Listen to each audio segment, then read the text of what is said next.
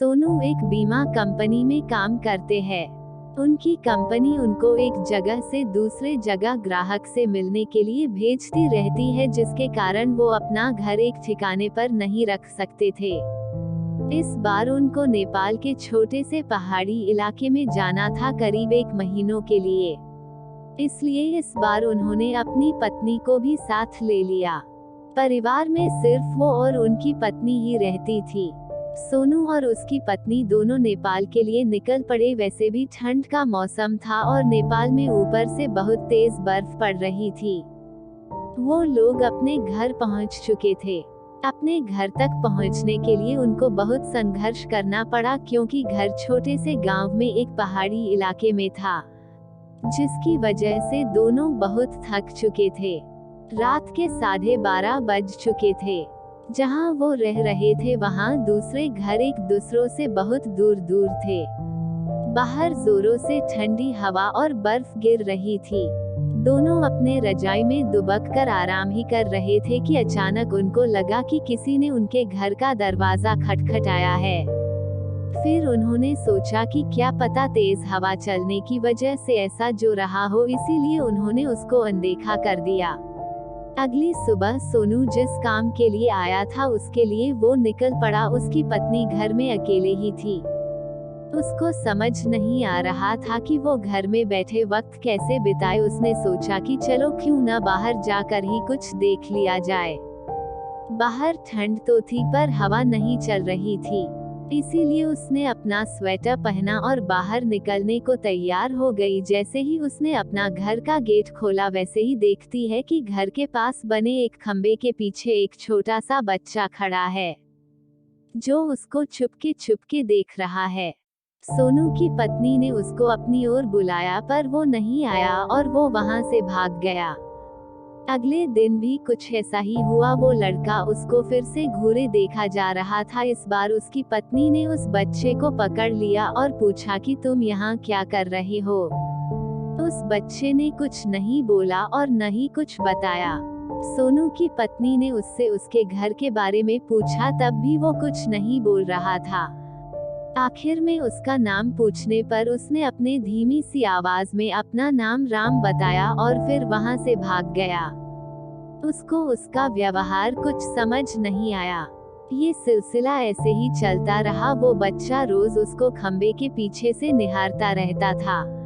उस दिन रविवार की रात थी। दोनों घर में अंगीठी के सामने आग ताप रहे थे, क्योंकि बाहर की हालत बहुत खराब थी। इतनी खराब कि कोई थोड़ी देर के लिए बाहर निकल जाए तो उसकी जान चली जाए।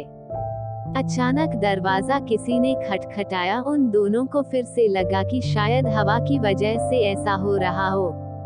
तभी फिर से किसी ने दरवाजा खटखटाया। इस बार खटखटाने की आवाज साफ आ रही थी। ये आवाज सुनकर दोनों डर गए, क्योंकि इतनी रात को, वो भी जान ले लेने वाली ठंड में, आखिर कौन हो सकता है। दोनों केवल एक दूसरे का मुंह देख रहे थे। अचानक दरवाजे के बाहर से धीरे धीरे रोने की आवाज आने लगी। तभी सोनू ने जोर से आवाज में बोला, कौन है बाहर। कुछ देर तक आवाज तो नहीं आई, पर बाद में एक धीमी सी आवाज आई, दरवाजा खोलो, कृपया करके दरवाजा खोलो, बहुत ठंड है। ये आवाज किसी छोटे से बच्चे की थी। तभी सोनू की पत्नी को ये आवाज जानी पहचानी लगी। उसने कहा कि ये तो वही बच्चे की आवाज लगती है जो रोज घर के बाहर खड़ा रहता था। सोनू की पत्नी ने कहा कि हमें उसे अंदर लाना चाहिए। वो भागते हुए अभी दरवाजे के पास जा ही रही थी कि अचानक उनके घर के फोन की घंटी बाजी। अल्पविराम। फोन एक पड़ोस में रहने वाली औरत का था, जिससे आज ही सोनू की पत्नी मिलकर आई थी। सोनू की पत्नी ने फोन उठाया। वहां से उस औरत की आवाज आई, हेलो जी, मैं आपको बताना भूल गई थी कि अगर आपके घर के बाहर कोई भी दरवाजा खटखटाए तो उसको मत खोलना। सोनू की पत्नी ने कहा कि अभी मेरे घर के बाहर एक बच्चे की आवाज आ रही है जो दरवाजा खोलने को कह रहा है। तभी उस औरत ने कहा कि नहीं, आप बिल्कुल मत खोलना, वो असल में एक आत्मा है। यहाँ जब जब तेज आंधी और ठंड पड़ती है वो तब तब सबके घर के बाहर जाता है और दरवाजा खोलने को कहता है। वो ठंड का बहाना बनाता है और दरवाजा खुलवाने की कोशिश करता है।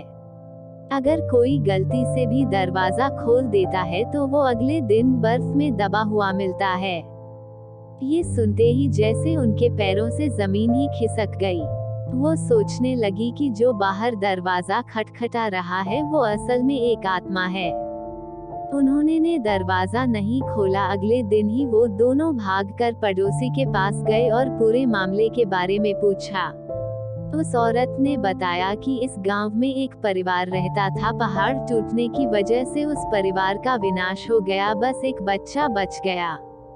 वो दूसरों के घर जा जाकर खाना मांगता।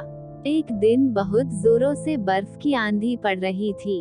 वो दूसरों के घर के बाहर दरवाजा खटखटाकर घर के अंदर आने को गुहार लगा रहा था, पर किसी ने भी उसकी गुहार नहीं सुनी। ठंड की वजह से सब अपने घरों में दुबके हुए थे। कल सुबह होने पर उस बच्चे की लाश बर्फ में अकड़ी हुई मिली। आज भी कभी भी जोरों से बर्फ की आंधी आती है तो उसकी आत्मा सबके घर के पास आती है और गुहार लगाती है। ये सब सुनकर दोनों हैरान रह गए, लेकिन वो वहाँ 1 महीने जब तक रहे तब तक 3-4 बार उनके साथ ऐसा ही हुआ। लेकिन सोनू का काम खत्म हो जाने पर वो वहाँ से चले गए। पर सोनू की पत्नी के दिमाग में एक रहस्य हमेशा बना रहा कि उस घटना के बाद जो बच्चा उसे रोज घर के बाहर दिखता था वो कभी नहीं दिखा।